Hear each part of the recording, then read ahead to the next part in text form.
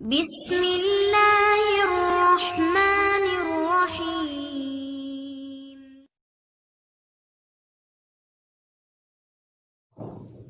جماعت ہو چکی تھی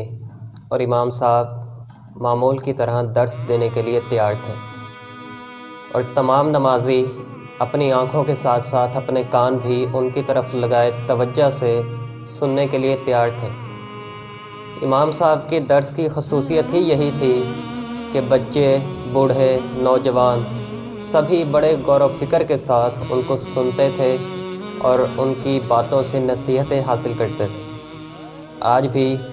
جب اس طرح وہ تیار بیٹھے تھے تو امام صاحب بھی سمجھ گئے کہ اب صحیح وقت ہے درس دینے کا، تو انہوں نے سوال کیا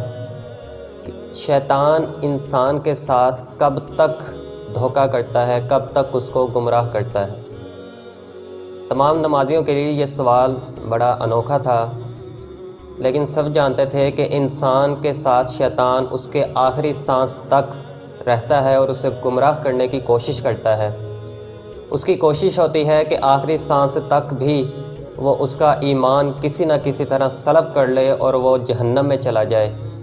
اسے یہ فکر ہوتی ہے کہ کہیں وہ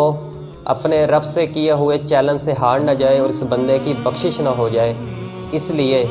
وہ آخری سانس تک انسان کو دھوکہ دیتا رہتا ہے، اسے گمراہ کرتا رہتا ہے اور اس کے ایمان کو ختم کرنے کی کوشش کرتا رہتا ہے۔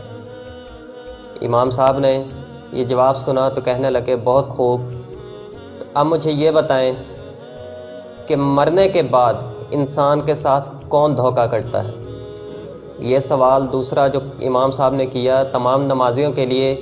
یہ بھی بڑا ایک عجیب سوال تھا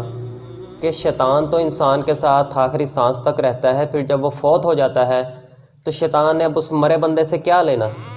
تو پھر میت کے ساتھ دھوکہ کون کرتا ہے؟ تو کہنے لگے سارے نمازی کہ امام صاحب آپ خود ہی بتا دیجئے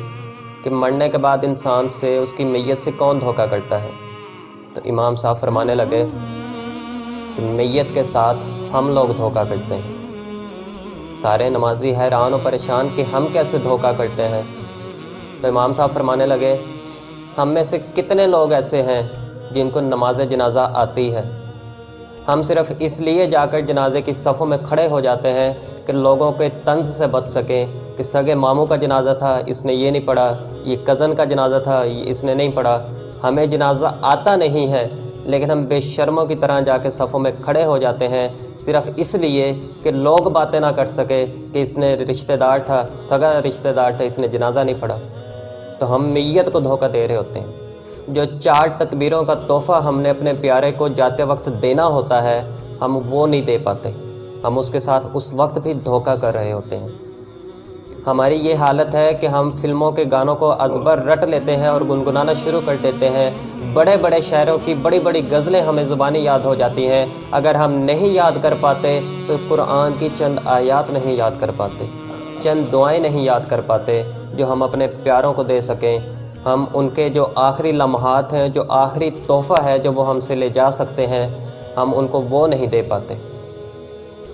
امام صاحب کی یہ باتیں سن کر مجمع پر سکتہ طاری تھا اور سب کے چہروں سے یہ ظاہر ہو رہا تھا کہ اب انشاءاللہ وہ سارے نماز جنازہ سیکھیں گے اور آئندہ سے اپنے پیاروں کو دھوکہ نہیں دیں گے۔